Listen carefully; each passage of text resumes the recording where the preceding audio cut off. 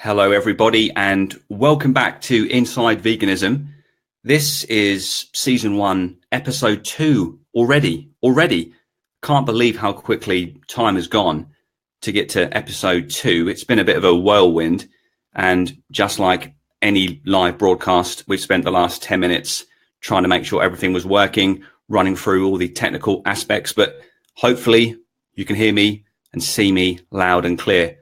To what extent that's a good thing is obviously up for you to judge. In this edition, we're going to be talking about zero waste, the environment, and animal exploitation. And I suppose by definition, we're essentially always talking about that. So we'll be focusing on zero waste and the environment. And we have an all-star cast of guests whom I shall be introducing very shortly. Just very quickly about Inside Veganism. We are live every Thursday at 7 p.m. My name is Aidan Coughlin, and my partner in crime is Victoria Pecci. And every third Thursday of the month, Victoria will be presenting Women's Hour, which is an all-female cast. And I'll bring Victoria onto this show later on to explain what's going to be happening next week. You can obviously find us on Facebook, facebook.com/Inside Veganism. You can find us on Instagram at Inside Veganism. Please do follow what it is that we're doing and what we're trying to achieve. The format of the show is to bring 2 or 3 people within the movement, and to what extent they do in the movement really is not that important. We can talk about activists, scientists. We can talk about speakers, intellectuals.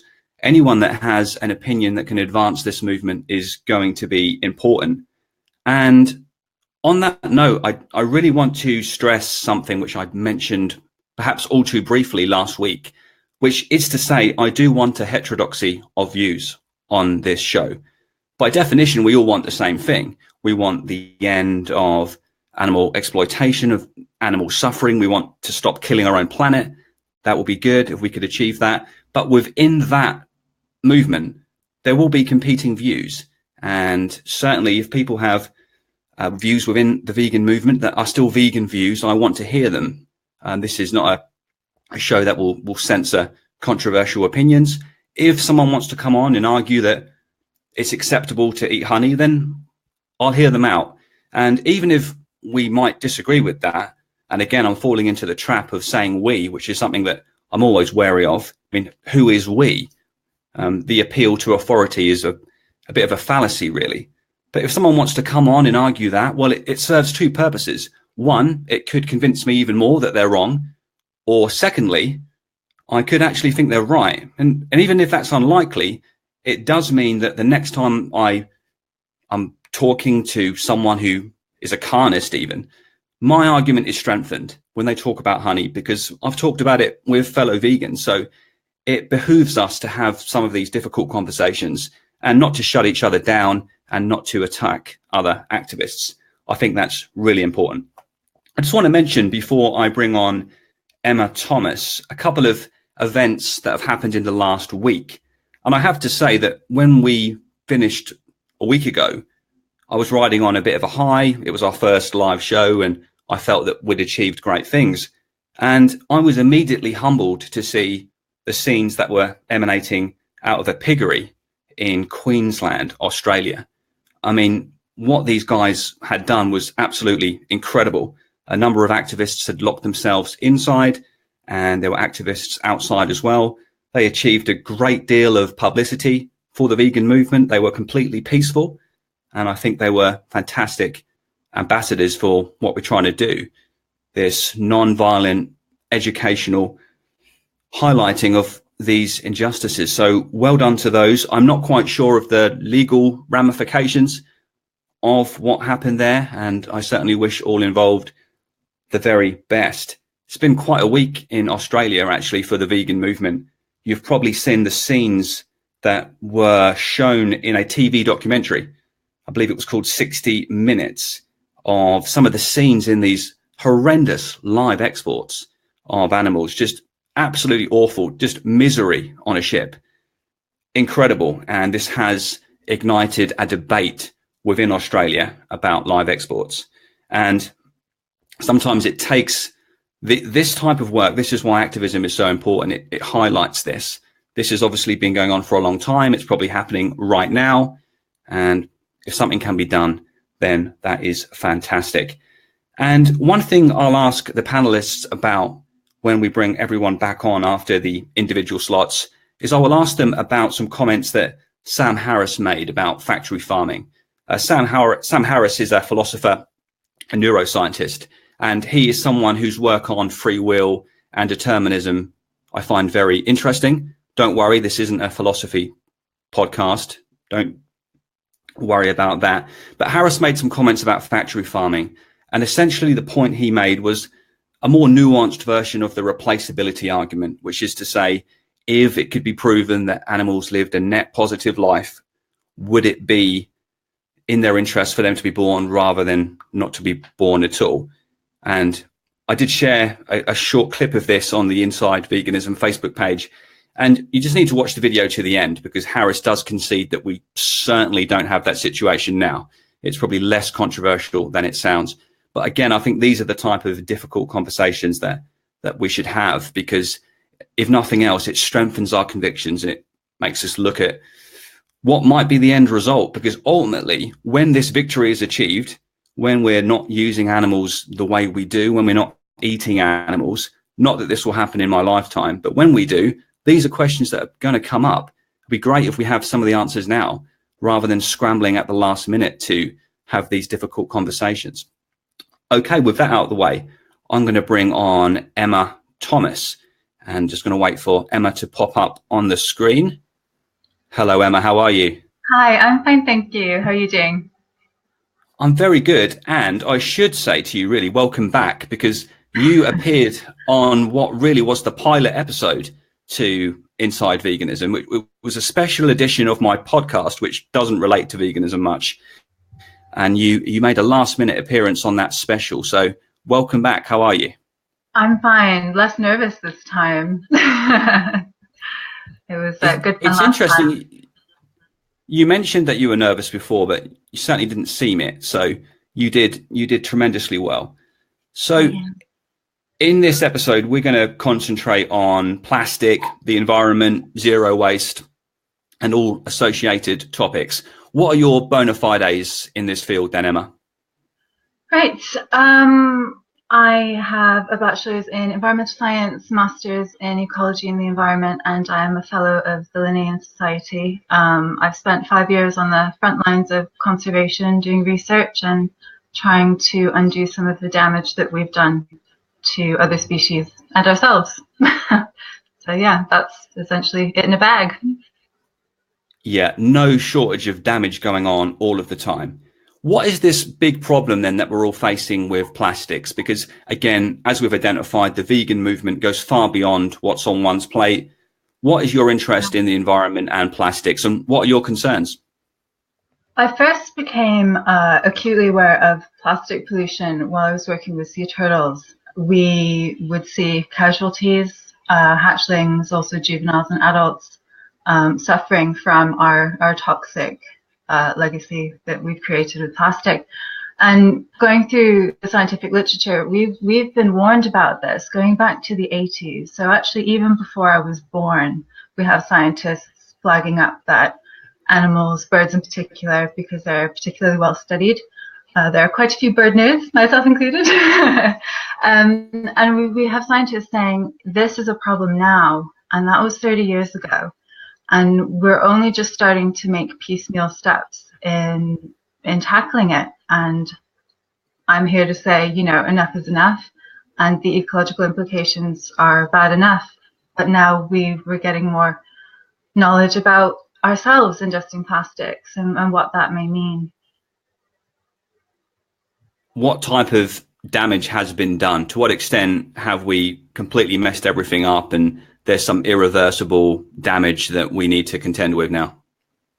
So about 60% of all plastics that have ever been produced have been wasted. So that's either to landfill or into the environment. There's lots of different ways plastic has done damage, or it continues to do damage. It harms wildlife directly by choking them, clogging up their digestive systems, harming the membranes. So you're having absorption problems, physical damage on sort of a finer biological scale or physiological scale. And then we have the microplastics. This has got a lot of attention, but what hasn't got a lot of attention was the toxic compounds that these plastics carry with them, and how that then gets into the food chain. And for those of us that eat animal products, we're particularly at risk. There's something about plastic that some people perhaps don't quite see as being part of everything that we're trying to achieve. So how would you explain to a vegan why they should be concerned, or even anyone, but let's focus on our audience? Why should people be concerned about all this? So there was a paper produced showing our what we call charismatic megafauna. So basically the big animals everyone loves, that charities use to draw attention and get people's money because we all love them. So things like whales, whale sharks, also sharks. Some people love them, some people are afraid of them, but they're still incredibly unique and wonderful animals. They are showing that they are consuming plastics. Filter feeders are particularly at risk of this, and within their tissues they're coming up with heavy metals, endocrine disruptors. So we have things that are interfering with hormones, and carcinogens as well. And what I actually said at Manchester in terms of why this is such a vegan issue is that animals have the right to exist within their own environments. And within their own environments, they have the right to not be poisoned, to not be choked to death. And they have the right to be able to reproduce the next generation, which is also being compromised. These toxins pass from mother to offspring, and we're seeing fertility rates drop. One thing that sort of comes to my mind is people are very lazy by definition. We seem to be incredibly lazy, and perhaps we feel that we might do more than some others, but that might sound condescending. If you have some top tips for people just to make some instant improvements, what would you suggest to people to start doing now that will start making an impact? So, oh gosh, there's so many things. So you can swap to bamboo toothbrushes, you can choose the loose items, start buying coffee cups, get reusable items. I mean, it's quite easy to go down to the high street these days and begin to replace all of your products. Even something as simple as swapping your shower gel for a solid soap. And we can all get a solid soap. It's not too difficult. We're just so, like you say, we're lazy and we're hooked on this idea of convenience. And it's just another thing we have to think about, and we can't be bothered. But actually, what we do to our planet, we do to ourselves, and we have to begin thinking about this and acting. I understand that July is going to be a big month for the awareness raising of plastic. What's happening in July that's important? So July is Plastic Free Month. I launched a day of action against plastic. So many people would have seen the plastic attacks, they called them, that was on BBC Bristol, I believe. And it was the day after or the day before I decided to do this. And people have been doing it already. They're getting into groups, they're going to supermarkets as a collective, going through the checkouts. And they have sort of a muster point within the supermarket, and they are taking the plastic off of their produce. They're saying, as consumers, we have very little choice. It's very difficult to make those decisions sometimes, especially if the plastic wrapped ones are cheaper. People are on a budget. And it's saying, you know, supermarkets need to take responsibility. They need to give consumers power, and to have power, we need choice. So if they're not going to give us the choice, we're going to do a little bit of peaceful disruption. It's usually the way to get attention and force their hand. That sounds absolutely brilliant. Well, Emma, thank you so much. We'll be bringing you back for the panel at the very end. Where can people find you, though, on Instagram? Because you have a fantastic Instagram feed? Oh, thank you. So I'm the Vecologist. I am an ecologist, and you put a V in front of it, and it's I'm a vegan ecologist. It was very a very elaborate name to come up with. I'm also on Facebook, and you can find the plastic event on there. And if you'd like to organize a plastic event in your area, let me know, and I'll help you set that up. That's absolutely fantastic. I wonder how successful this will be. Do you think people, very quickly, do you think people see plastic as more of a radical, silly concern than veganism? Or do you think it's similar? Or do you think it's something that people take more seriously? People take it more seriously, it seems. And it's fascinating. The zero waste movement is growing, not just in veganism, but elsewhere. And it's great. It's something that can really start to bring all of our different communities together. Peaceful disruption, Emma. You'll be aware of us doing this in Cheshire. Are you aware of? Is that Di Evans? Is that a friend? I have. Yes, I'm familiar with Di. I don't think I've met her in person, but yeah, no, that's brilliant. My family is from Cheshire, so yes, we'll have to talk. Superb, superb. Well, thank you so much, Emma, and I'll be bringing you back on very shortly. Thank you so much. So that was the Vecologist, and of course Emma mentioned these, and I am the sort of person that when I'm recording I like to be playing with a pen, and I thought I was playing with a pen, but I'm not. I'm playing with a bamboo toothbrush, and I know who made this, and I'm about to bring him on, and there he is. How are you, Pawan? Hi Aidan, I'm really good. How are you? I'm very well. So this is, I believe you're responsible for this, are you not? I am indeed, yes. And this forms part of your zero waste initiative. Yep. Tell us about yourself, Pawan, and tell us about what you're doing with zero waste. It's absolutely brilliant. Thank you. Thank you for having me, Aidan. So I finished my A-levels about a year and a half ago, and we were watching this documentary called The Age of Stupid. It was set in the future, about 30 years, and it showed how our consumption has destroyed the planet.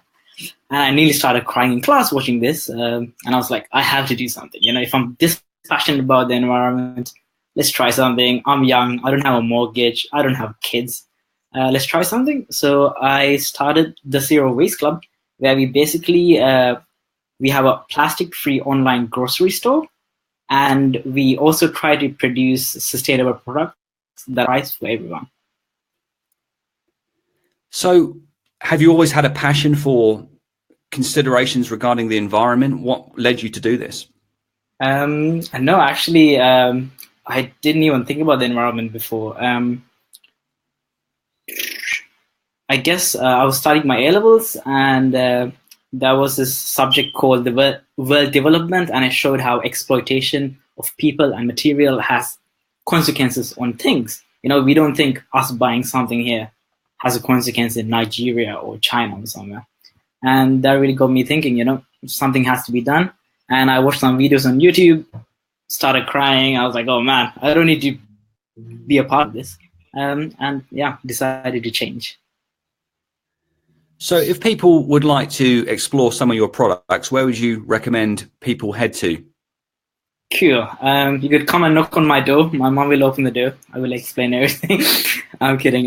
You could go to Zero Waste Club. 3 words, Zero Waste Club. And Google that. My website will come up and everything's there. So you've got quite an ambitious strategy going on here. You're not merely claiming to try and sell the odd toothbrush. You're looking for what amounts to world domination here, Pawan. You're aiming to become the largest zero waste grocery store in the world. You're going in hard. We are indeed, yes. I think there's a huge market where people don't have the option to buy plastic free, like what Emma was saying. If you go to a grocery store, everything's in plastic. And if we could make one system in the UK where everyone can buy without plastic, and if we could make the system perfect, then replicate it to every single country in the world, I don't see why this couldn't work. I asked Emma a very similar question, really. What are the implications if we don't take action here, if we don't move towards zero waste? What will happen? Yeah, the main problem with food is that it comes in flexible plastics, and if you look at the back, it says not recycled in the UK. So this plastic either has to be burnt or dumped into the landfill.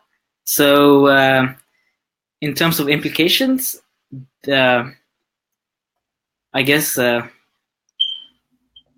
yeah, it's really environmental degradation, which leads to soil degradation, and there's water degradation. Like, everything's connected. We think, like, you know, plastic is one thing, but everything is connected. So we will feel the effects too.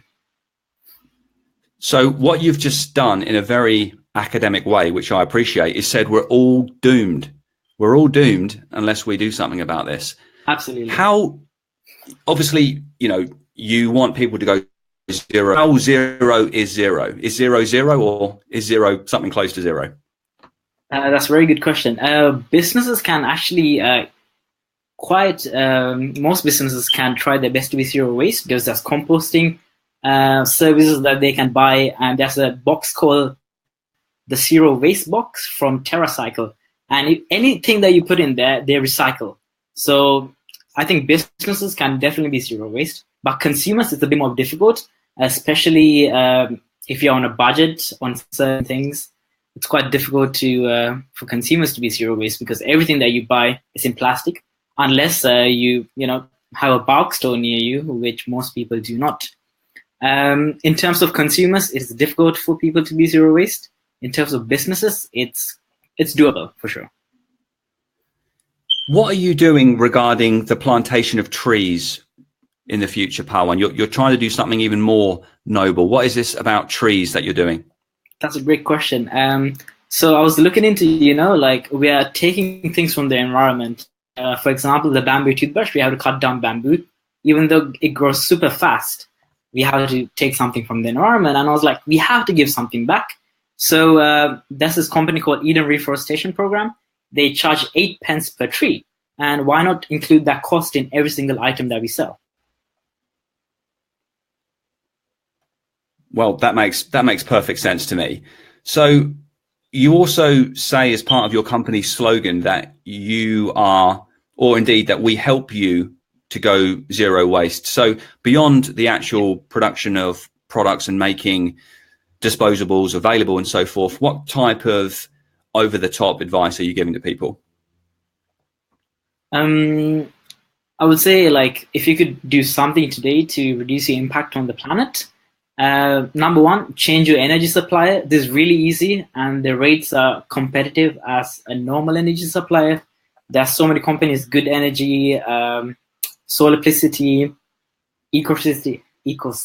Yeah, it's hard to say. That's number one. And number two, just get the essentials, like Emma said: bamboo toothbrush, coffee cup, straw. It's really simple things that you can switch. It's not that hard to make a move today. No, that's quite right. And how successful have the toothbrushes been for you? Very good question. It's been quite successful indeed, because we invented the one with the replaceable head, which means that rather than buying one for £4 or £5 every quarterly, you just buy the head for £1.99. So it's been quite successful indeed, and we need to perfect some design aspects of it to make it last longer. And yeah, it has been successful, and I'm happy where it's heading. Well, you're doing absolutely fantastic work. I know you met my partner in crime, Victoria, at an event in London, perhaps last month. What type of reaction did you get, or do you get, when you attend festivals and so forth? Some people are really in the zone for zero waste. So whenever they see the zero waste, they're like, oh my God, zero waste. And they like approach you and whatnot. But the truth is, most people aren't really educated about this in school or in general life. So most people don't get it. But it takes time, like Blue Planet. If that wasn't released, most people wouldn't know our impact on the world in terms of plastic. Pawan, absolutely fantastic. I'll bring you back for the panel. Until then, just give us that website address again. Absolutely. So it's www.zero waste-club.com.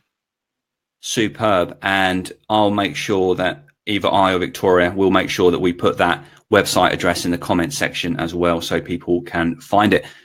Pawan, thank you. I'll speak to you again very shortly, pal.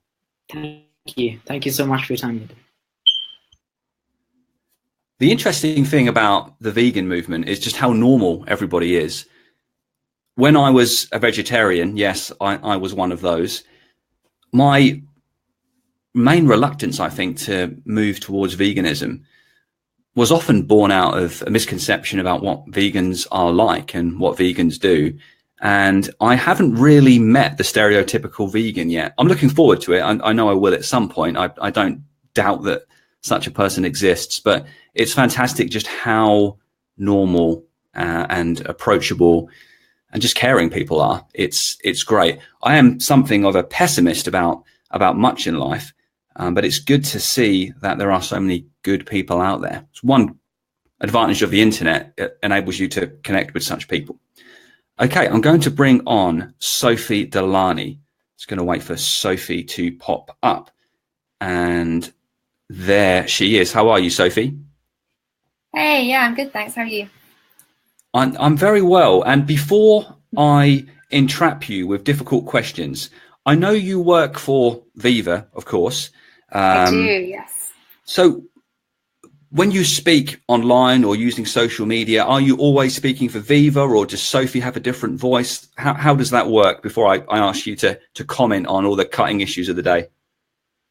I always say I speak for both because, you know, I'm a vegan. I've been a vegan, obviously, long before I worked for Viva. So I'm a vegan for all those reasons, and I like to try and promote it as and when I can. But of course, I love Viva. I really believe in what we do, and I'm so lucky to work for them. So of course, whenever I can plug Viva, I will. And I'm wearing my, my Viva t-shirt. So yeah. So what precisely do you do for Viva at the moment, Sophie? So I'm the events manager. So I run the vegan festivals, which we do all over the UK, which is really exciting and fun. It's obviously quite stressful, but what's really nice about doing the festivals is that it's a really positive outreach. So we have our campaigns team, that we have the hard-hitting outreach, we have the undercover investigations, and we have all that information, either the undercover into factory farms that we do and the campaigns about that. And then we have positive outreach. So festivals kind of falls under the positive outreach because it's a way of showing people, hey, just come and learn about what a vegan lifestyle can offer you, all the positive things about it, all the amazing food you can eat, learn how to, cook in the cooking demonstrations, get nutritional information. So it's always like just such a positive event, and just go and you're surrounded by people being curious about veganism. So yeah, I love it. It's amazing. Excellent. And you do a number of talks and discussions on animal exploitation. What type of response do you have from people when you give these type of seminars or lectures? Yeah, so my main talk is called What's Feminism Got to Do with It? And it seems to be quite a good title for drawing people in. People seem to be pretty curious about this subject. And when I do this talk, it is predominantly done at vegan festivals. So, you are kind of preaching to the converted to an extent. However, they're always really positive and really interested to hear another point of view and how the two topics are linked, because it's not something that people always have thought about before, and about how veganism and feminism, are completely correlated. But however, I did do this talk. Well, I was part of a panel at a feminist event rather than a vegan event last summer in London. It was a feminist film festival.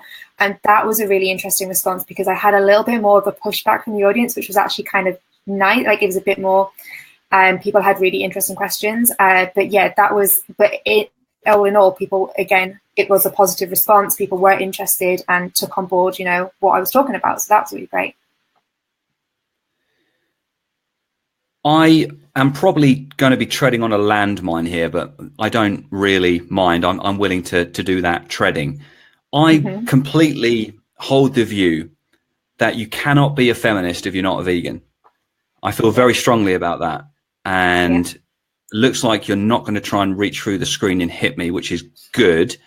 So perhaps you could expand on my intuitions and why possibly that isn't a controversial statement. No, I don't think it is, and I think it's absolutely true. I think you have to be careful to who you say that to, perhaps. But obviously, in this context, 100%, I am on board with you. And so, for me, what really gets me is when women, mothers, people who have children, they go to their fridge and they take out a pint of milk, and you just think, because when you really learn about the reality of the dairy industry, and the dairy industry is a constant exploitation of female reproductive systems. That is what it is, and these poor creatures are being enforcibly impregnated whilst being restrained in what farmers accurately call a rape rack. They are forcibly impregnated just so that they will then produce milk. So obviously they are impregnated, then they have the baby taken from them so that humans can consume the milk that would naturally go to the calf. And, for any woman, any mother who's had a baby, has been pregnant. I mean, I'm not a mother, but as a woman and as a feminist, and, to think, why should it be any different basically for me being a female to another female? And that's why I think those things are so strongly linked. So when I give my talk at the end of it, and I just sort of say, I think if you are a feminist, you have to be at least aware of these issues, and make an informed decision. When I was a vegetarian, I was a massive utilizer of dairy products. I was quite obsessed about the old whey protein powder. And for a long time, I lived in something approaching denial, really, about what was going on. But as soon as I lifted the lid on the dairy industry, I was horrified, and I didn't slam the lid shut. I left it open. And really, the horrors of the dairy industry explain why I'm doing this. I'm not sure if it applies to everybody, but a big component in my drive to have conversations like this and to co-host Inside Veganism is I feel like I have a lot of karma to restore. I have an enormous amount of regret about my utilization of dairy products for such a long time, to the point whereby I was having so much dairy, it probably would have been more ethical for me to have ditched the dairy, but just to have had steak every night of the week. But this is quite a controversial way of looking at this. So just how bad is dairy? I mean, you've made it sound pretty bad already, but just try and give me a scale here. How bad is dairy? But dairy is as bad as it can get, I would say. It's just so Viva this year, we are really pushing the Scary Dairy campaign that we are launching all year and focusing really predominantly on dairy farming. And I got a first peek of some undercover footage that we've been working on recently. I can't say too much, it will be revealed very soon. But and not just me, there was all of us in the office together, and there was a lot of tears, the reality of seeing this footage of the conditions that these poor creatures are being kept in every day by the thousands and millions, all across the UK and the world. And it's really, really devastating. And they're not seen as these living sentient beings at all. Their emotions, their feelings, their pain, their fear, none of that is taken into consideration by the industry. They are unaware, they don't see it, they don't notice it, and it's heartbreaking. Yes, it is. It's certainly just now elicited that response back into me. I mean, part of it is just hearing what you're saying, and the second part of it is the guilt knowing that I was a contributor to that. I mean, I was a contributor to the violence, which I now recognize, and obviously I regret enormously. I wanted to ask you if you had any thoughts on what happened in Australia last week. There was a sit-in essentially at a piggery, and I think it almost happened as we were going off the air here. I think I said at the start, I was feeling, well, I've done something good for the vegan movement. Watched that and I thought, I've done nothing. And I was terribly impressed. What did you make of what was happening? I believe it was in Queensland in Australia. I think it was this time last week, roughly. Yeah, I think it was a pretty impressive protest, I think that word, that phrase that was used before, the peaceful disruption, I really like that. And I think it's these things sometimes you have to speak out. We have to do something that is going to get heard sometimes. And, I think this is otherwise things aren't going to change, otherwise people aren't going to listen. And at the forefront of all change and every single social movement, a revolution that we've had in the course of history is started by people making a bit of a disruption, and sometimes we have to do that. So yeah, I say good on them. No, you're absolutely right. Sophie, I'm not sure if you caught this. You probably did. The trouble with the vegan movement is that there is always so much happening. It's sort of difficult to keep an eye on everything. Did you see what was happening with Bath Animal Save? And there was some footage that was released by the activists in which a farmer rather disgraced himself, I certainly felt, and didn't conduct himself in the right way. Not sure if you saw what happened there. It did get some press coverage, and this farmer was essentially berating the activists and not being a terribly good ambassador for the meat industry, to put it no other way. Yeah, I think I did catch. Yeah. Yeah, it was quite the scene, and what really struck me about that was it was such a peaceful, a peaceful protest. It was just so odd to have someone wagging the finger. What type of response have you had at the top end of aggravation towards you? What have you had to contend with?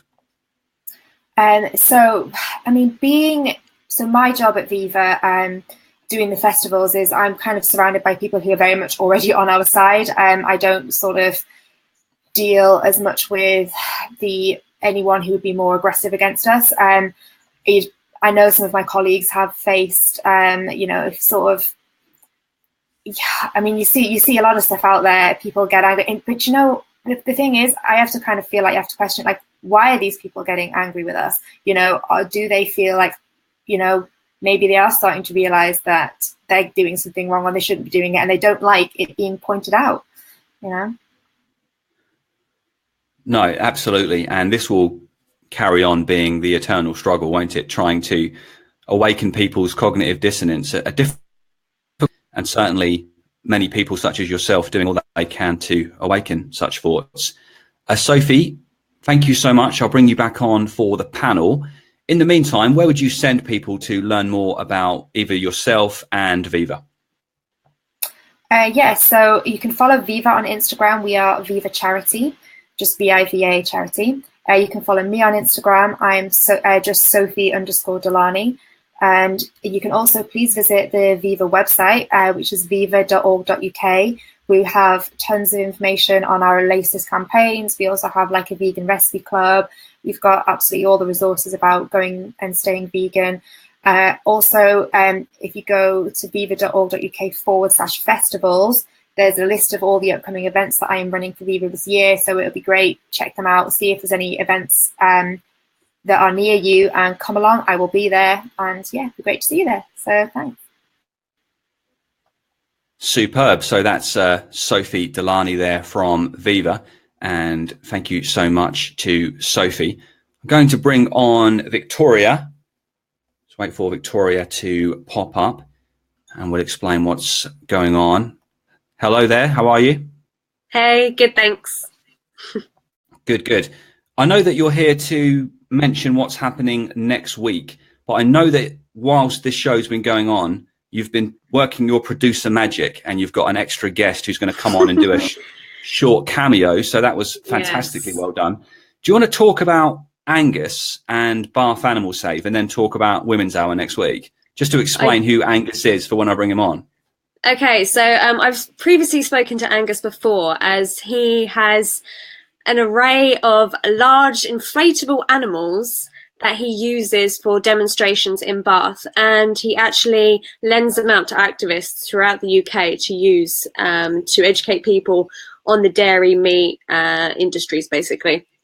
And I'm aware that Emma is actually organising something to work alongside using the chicken, and there is also somebody in Norwich who's sorting out something to work with the gigantic inflatable chicken to educate people about the industries.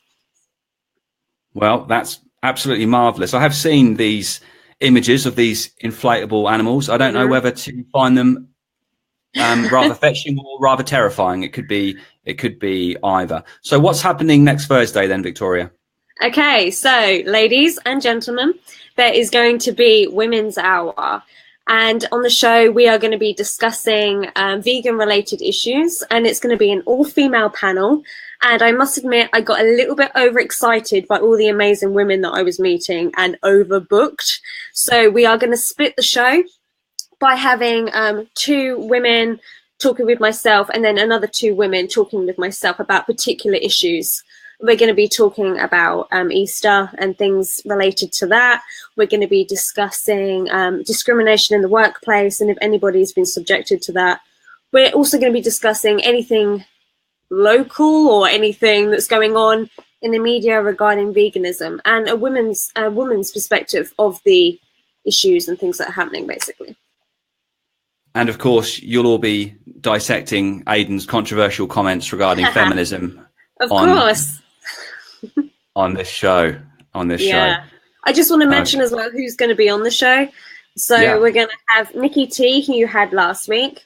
We're going to have Emma from today. We're also going to have Emily Noble and myself. And we are also going to have, my brain is racking, a group of us all going to be discussing everything that's been going on. And yeah, it's going to be great. So this graphic we've got up on the screen now, you've got obviously yourself, that's Emily Noble, Nikki T. My eyes are squinting. Okay, my eyes are squinting. Brilliant. Well done, you've got it. You've got it. Who's the young lady wearing the pink? Because my eyes can't see that well enough. That's Emma. Oh, is that Emma? Wow. Yeah. Okay. Brilliant. That's a very bright top. There's no chance of Emma not being seen there. Very safety conscious there. I like to see that. A bunch of beautiful brunettes. Superb. Well, Victoria, you'll be in the hot seat in a week's time, so I look forward to that. And thank you for sorting out the guest that I'm about to bring on as a little cameo. And in fact, there's no reason actually, Victoria, you can't stay on the line. Just waiting for our guest to pop up, and we're now going to be joined by someone from the aforementioned Bath Animal Save, and I'm delighted to bring on Angus Lancaster. How are you, Angus? Yeah, I'm great. Thanks for having me on. Well, thanks for jumping in at, the last hour, really, the very last moments of the show. I've only got a few minutes because I'm going to bring the panel back on, but we were talking earlier on about the scenes that you were a party to as part of Bath Animal Save. So very quickly, could you talk about what happened and what you did to deserve being called the C word of all words by a farmer? Right. Well, first thing, I've only got a very small amount of power on my computer, so if it dies, it dies. But yeah, basically, the Animal Save was sort of I'm part of Bristol Animal Save, and there's a woman called Josephine, and she starts that, and she's opened or helped other people start Glastonbury and Bath and other stuff like that. So it's 90% of the people there are women. That's the first thing I want to say, is I was really only just going along as a passenger. So I'm not organizing this. It's the women who organize it, and they deserve all the credit for all of this. So I was really just filming it. It was the first time we went there. They'd contacted the warehouse, the slaughterhouse, plenty of times by email. They ignored them. We just got there before we even did anything. All of that stuff happened with the guy being very angry and abusive, and we just sort of let him get on with it, really. But we did see the animals. That's the reason we're there, is to stop the trucks. We can have a look at the animals, bear with, try and give them a little bit of comfort. They've never had any comfort or love in their life. And at the same time, we can show how horrific the injuries and sort of cancerous growths and things like that are on them. Angus, was it your voice that was trying to reason with this guy? I wasn't really. Yeah. you couldn't have been any more reasonable. Right. I can put it no other way. It was so bizarre. And then you have someone who thinks that he can just order his security guy around to steal. Was it your phone he was trying to get hold of? I guess so, yeah. It was bizarre, really. But it really just shows what it is. We are peaceful people trying to help animals, and he is someone who makes a lot of money by killing a lot of animals. So, you know, he really portrayed it, his side exactly, you know, and we did our side as well. Yes, I mean, really, his actions did a lot of your argumentation for you, really, because he did demonstrate himself to be completely unreasonable. Victoria, you saw that footage. What did you make of it? I just thought it was shocking. I thought that Angus was so polite, trying to be basic about all the information, being honest, and that guy just spoke to Angus like a piece of and yeah, not cool. Yeah, but the thing is, it's like at these places that we are just there to take video, and that we have no interest in having an argument. Like today, I was doing something with Viva just a minute ago, and a dairy farmer came up. I actually just said to him, I've got no interest in talking to you or arguing with you. I want to just talk to these other people and help them make a choice to go vegan. So, but these guys, some of them really do want to have this argument and confrontation. Well, yeah, Angus, I think they feel really threatened. Oh, yes, I think so, yeah. Angus, thank you so much for popping in at the last minute. I'm just going to put up the Bath Animal Save logo again. If people in the area are interested in either the Bath Save or Bristol or other associated areas, where would you recommend people go for more information? Well, just go on to Bristol Animal Save or Bath Animal Save, or type in your local place, Animal Save. And if there isn't an Animal Save near you, just get in touch with the guys in Bristol and Bath, and they'll tell you how to set one up near you. It's actually, they've got a whole system in place. They know what they're doing. You know, there's even funding behind it. You know, there's lots of stuff going on. So they will, if there's a slaughterhouse near you and you want to set one of these up, they'll help you all the way. Angus, you are yet another completely reasonable, fantastic ambassador for the vegan movement. So well done to you. And I hope that you weren't too intimidated by old Farmer Jones, who was looking like he wanted to tear your head off. Well done, Angus, and you stay safe out there. Lovely. Thanks a lot. Thank you, Angus. Thank you so much. Bye. Bye. And we were quite lucky there because Angus's computer was probably about to die. So we did well. So Victoria, in a week's time, Women's Hour, and I look forward to watching that. Thank you so much. Going to bring the panel back in now. Speak to you in a week. Yes. Bye. I might see you before then, though. We'll see about that. Yeah. Okay, that was Angus Lancaster with a fantastic cameo. If you want to find that footage of the aforementioned situation, we'll try and link in the comment section to a video of that. It's quite extraordinary, really. Okay, I'm going to bring the panel back in now, and we're just going to wrap up. If there are people that want to ask questions of our panel, I would certainly love to be able to put your questions to them. Emma, obviously you know Angus then, I take it. Yeah, I've seen his inflatable animals on Facebook predominantly, and I thought, what a wonderful, positive way to create a bit of buzz and talk to people. So Karina, Anti-Carnist, is doing a chicken outreach this weekend, and I thought, oh, hey, do you think I could take that chicken and bring it to Cambridge and do something the weekend after? And yeah, I'm excited. I don't know who's going in the chicken yet, though. Got to figure that out.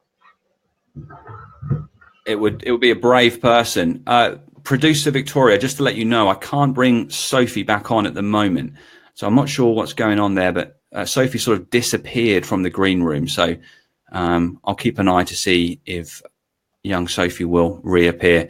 Pawan, I'm not sure if you saw the footage in Bath, but regardless of that, what you're doing, I assume, doesn't elicit those types of highly emotive responses. It's quite uncontroversial what you're doing, even if people don't understand it.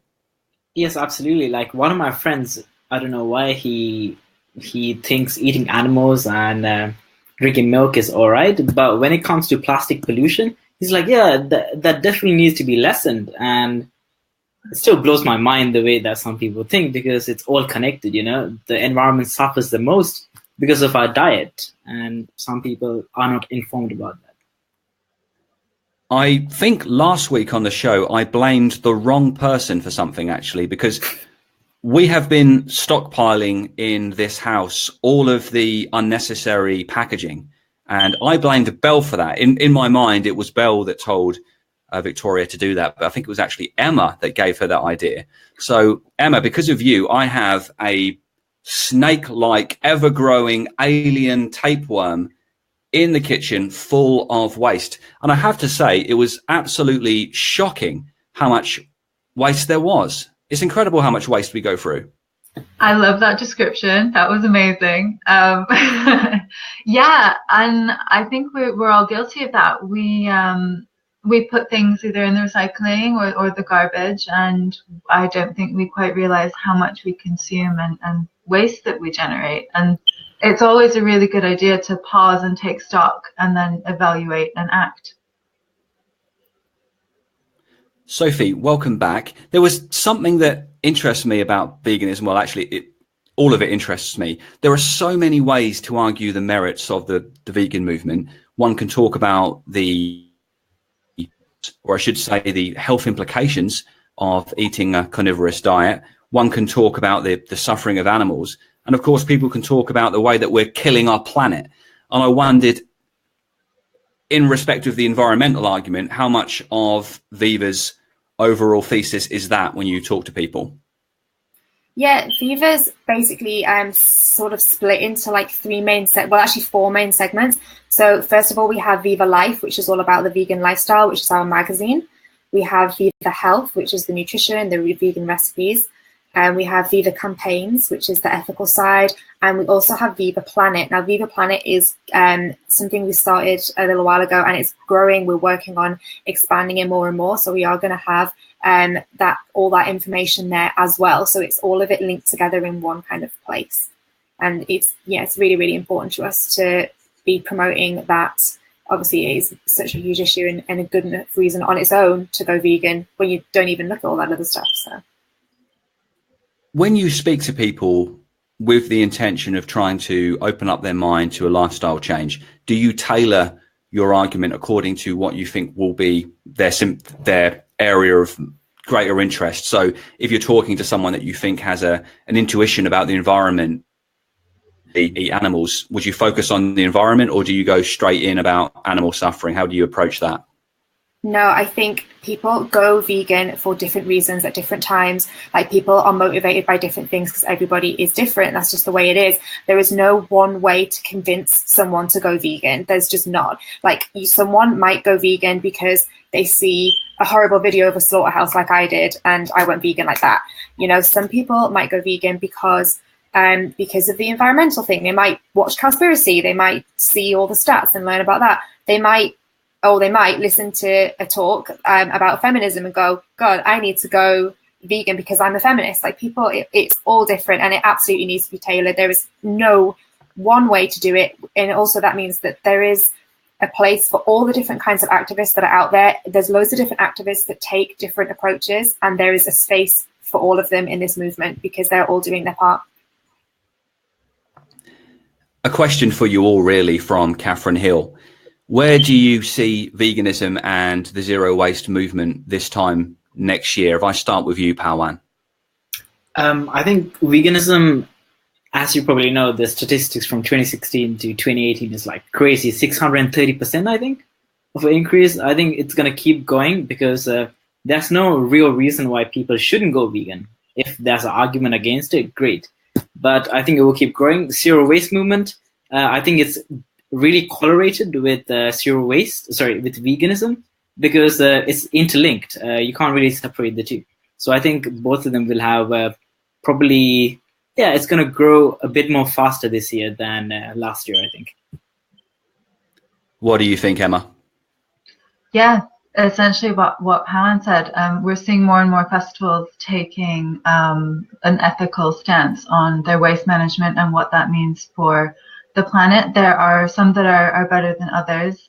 I would encourage the vegan community to put pressure on those festivals, because we really need to, like Sophie said, represent all of those facets of why people come to veganism. And zero waste, pollution, environment is also for the animals if we tackle that correctly. Sophie, do you see zero waste and veganism as being inextricably linked? How do you see the future? Yeah, I can't believe how much the vegan movement has taken off in the past couple of years, you know, from when I went vegan 5 years ago to just what it is now. It's been such a drastic improvement, and we're really now I feel like we're gaining momentum, like we're starting to snowball, and you can really feel it, which is really exciting, and it's great to be a part of this movement. So it's only going to get, you know, bigger and better. And yeah, with zero waste, like people are just waking up more and more to it, you know, and like even just something like obviously they changed it so you could have the plastic bags, but they have to charge 5p for plastic bags. And I know that's not ideal, and really they should have just banned plastic bags, but it was a step in the right direction, and it started to change the social kind of view and outlook on using carrier bags, I think. So it's happening. You know, I think we are really starting to get somewhere with this, and yeah, things are changing. I must admit, regarding plastic bags, when that legislation first entered into our everyday lives, I couldn't imagine how people would cope, but people did cope, didn't they, Sophie? They did find a way to get their products home one way or another. Yeah, it's amazing how reluctant some people are to pay 5p, which is great, whatever the motivation is, you know, if it's because they don't want the plastic or they don't want to pay 5p, either way it's good, but just don't use the plastic bag. Just carry your canvas bag with you, it's fine. So, Pawan, if I head on to your website and order goods from you, how is that being packaged and sent to my humble abode? Very good question. So you place the order just like any e-commerce site. You just add it to the cart, then you check out, and afterwards I pack it on every a Wednesday. I basically take the day off and I start packing food in recycled paper bags, and I make sure that we use recycled boxes, or also we reuse boxes, and I ship it the next day. So we shipped, I think, 29 today. So yeah, so hopefully it will keep growing. Pawan, I don't want to do this to you, but that does not sound like a day off to me. Yeah, it's not, but it has to be done. You know, someone has to do it, and I can't really afford to pay someone full time to do it, so I have to take the hit for now. Well, hopefully in a year's time you'll have an army of people that you're paying a good living wage in order to do all that for you.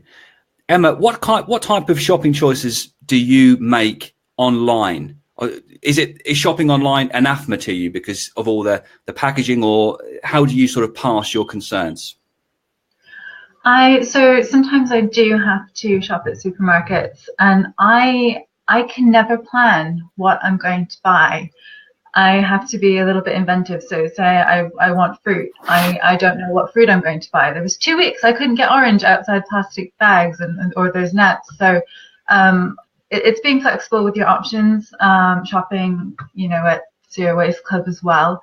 There are a few shops that will do loose herbs and things like that. It is a nightmare trying to get fresh herbs without plastic. Your local markets, you'll find that because there isn't a one shop for everything in most cases, that you're going to be splitting your time between a few different shops, and it's just kind of getting used to that and going that extra mile and planning. It's a little inconvenient, but I think we've inconvenienced the planet enough so we can take a bit of a hit. Got a message here from Amy McCarthy that says, indeed, online shopping is awful for using plastic. It absolutely is. You can buy the smallest component imaginable and it will be encased in all of this unnecessary wrapping. Sophie, what kind of shopping choices do you make online? How do you deal with your concerns about unnecessary packaging and so forth? Yeah, it's really difficult. I mean, it's like one of the things we live in a pretty unvegan, unethical, unenvironmentally friendly world, really. So you kind of got to do the small things and do what you can. I try and shop. There's a great little. I'm lucky. I live in Bristol. There's a great shop called Matter Whole Foods, and they all organic vegetables. And it's pretty much no plastic in terms of veg. So it's all just loose, and you use paper bags. So that's really nice. So I try and shop there as much as I can, and I don't live too far from it. Yeah, I don't do a huge amount of online shopping, but obviously on the occasions that you do need to occasionally get plastic, because it's kind of unavoidable, just obviously being really vigilant about recycling it. Yeah, but it's difficult, and everyone has to, we do what we can. Yeah, we do. I think we're a very primitive species. We haven't quite woken up to all of the concerns that we should have about our planet. We're very lucky to have this planet, and we're doing a tremendous amount to try and wreck it. So we're pretty much up for time now. So I want to talk to you all and give you a chance to direct fans to your various networks, channels, or companies that you might have or work for. So Sophie, back to you. Where can Sophie find Sophie? Where can people find yourself and Viva online? Yeah, so like I said before, you can follow me on Instagram. It's Sophia_Delani. You can also follow Viva on Instagram at Viva Charity. Also, they're on Facebook, Viva Vegan Charity, and their website, www.viva.org.uk, has absolutely tons of information. And yeah, please check them out. Join, and we are a charity. We absolutely get no funding from the government, of course. So if anybody's in a position where they can donate to us, please do. Yeah, thanks. And I understand that you'll be using your social media channels on Monday for something rather big. Can you give me a taste of that? Sort of. So yeah, we've been really working really hard. The campaigns team have been doing an incredible job of doing a lot of undercover investigations into a factory farm for a very big company. I will not say what they are, what company they're supplying, but it's a big one, and it's all part of our huge Scary Dairy campaign that we are launching this year. I'm going to be really dairy focused, and yeah, so it's going to be the launch and reveal of that campaign. So yeah, watch this space. Brilliant. Sophie, well done. Keep up the fantastic work. Thank you for your time. Thanks. Bye. Pawan, I might need to purchase a new one of these in the near future. This is a bamboo toothbrush. Where would you direct me to, Pawan? If you want to see everything, social media, website, Facebook, if you just Google Zero Waste Club, everything will come up. There'll be a picture of me somewhere on the website, so you will know it's a website. And yeah, just type in Zero Waste Club on Google and you'll find me. Pawan, thank you so much. Keep up the good work, sir. Thank you so much for having me. No, thank you. That was Pawan and Emma. In fact, the last time we spoke was at the very end of a show. So here we are once again. What did you make of this conversation about zero waste and the environment? Does it fill you with some goodwill? Oh, I'm feeling hopeful. One of the questions I'm always asked at all the talks I give is it too late? And yes, it is too late. We've done an incredible amount of damage, but it's not too late for us to take action and halt the damage that we're projected to do. And having these kind of conversations and with the power and just passion behind the vegan movement, I really feel like we can be a force for change with the zero waste as well. Emma Thomas, aka the Vecologist, where can people find you online? They can find me on Twitter, Instagram, and Facebook as the Vecologist. I have the Day of Action Against Plastic. The event is up on my Facebook page. And you can also find me speaking at a few vegan festivals as well. Birmingham this weekend, Leicester the following weekend, and a few others as well. Emma, that's great. Thank you so much. And I think you're back next Thursday with Victoria, aren't you? I am. I'm looking forward to that. Brilliant. Well, thank you so much. And I shall see you then. Thank you. Thanks. Bye. What fantastic people. I've now got the feeling that we're part of a very positive movement. But I must admit, the last time I finished up the show, I was struck by that incredible footage that came out of Queensland, and then realized that what I'm doing is but a drop in the ocean compared to what other people are doing. And then the next day, when I was back in normal society and I heard people talking in their normal carnist language, eating their carnist food, it's difficult. You've got to be mentally tough to do this. It's a really tough thing to keep your head up, actually, and deal with what it's like to live as a vegan. We're often told as vegans that we're telling people how to live. But of course, I don't seem to live a minute outside of the vegan bubble in which society is telling me how to live. So it is difficult. So for those of you that are doing activism, for those of you that are talking about these issues, that's absolutely fantastic. And I applaud you all. Next Thursday will be Women's Hour with Victoria Pecci. And it's at the same time, 7 p.m. until 8 p.m. Victoria will have some fantastic guests on that show, including some familiar faces. So look out for that. Make sure you follow our Facebook page, facebook.com/Inside Veganism. The replay of this, if you're presently watching live, will be available straight away on Facebook. And also I will post the replay on YouTube. Thank you so much to all of my wonderful guests. Thank you to Angus Lancaster, involved in, I believe, I think he's from Bristol Animal Save, but he was involved in the Bath Animal Save. Well done to him. And I'll be back in 2 weeks. Victoria's back next week. Until next time, thank you so much.